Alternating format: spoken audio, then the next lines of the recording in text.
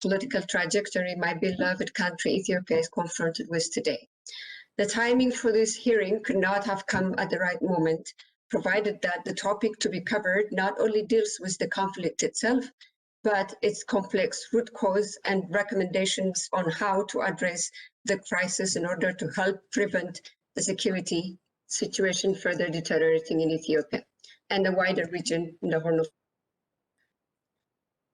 The source of the last 30 days military conflict in Tigray is fundamentally political, and as such, inseparable from the cascade of other political crises that rocked Ethiopia for the last 2.5 years, and which have contributed to the astounding number of ethnic, religious, and political violence that continued threatening the country, weakening the state, and causing devastating sufferings to Ethiopians across the country.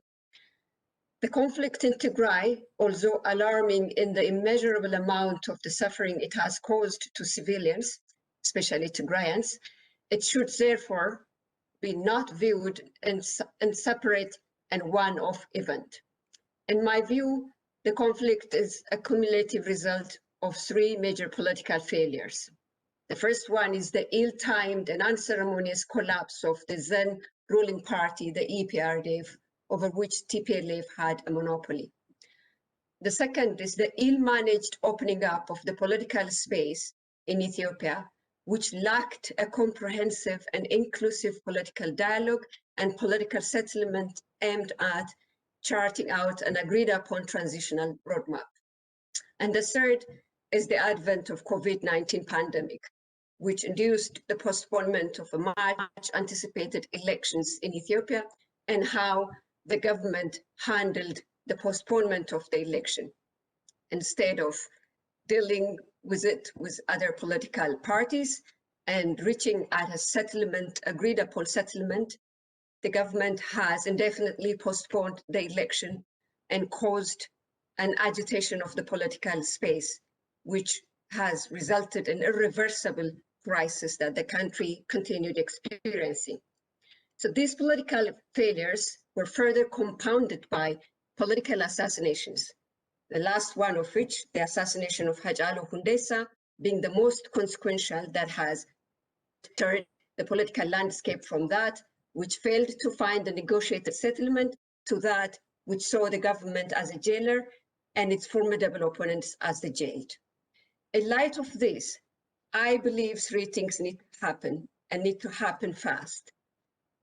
The first one is Ethiopia needs a UN-mandated team to investigate the war on Tigray, the assassinations of senior officials and artist Hachalu Hundessa, as well as the killings of countless civilians and the displacement of millions since Prime Minister Abiy came to office.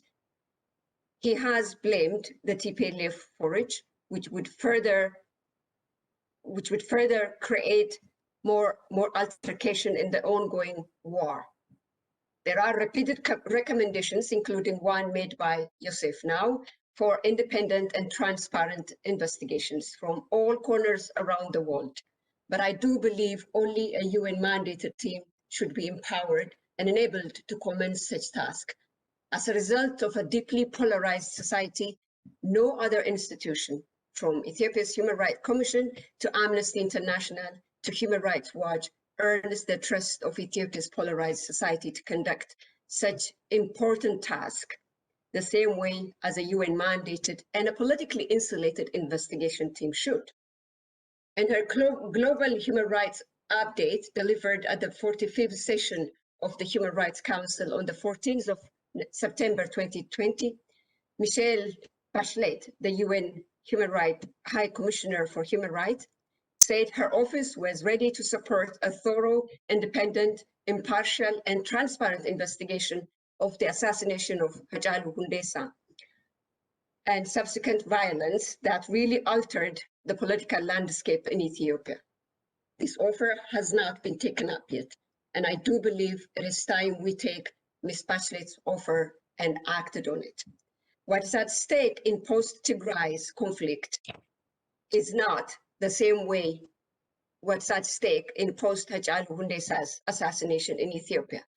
nor can the US afford losing Ethiopia, one of its staunch allies and a force of stability in the Horn and beyond, and wishes to get away with it like it did with Somalia. Ethiopia's political crisis, which is haunting the government of Prime Minister Abiy, needs to find its root causes.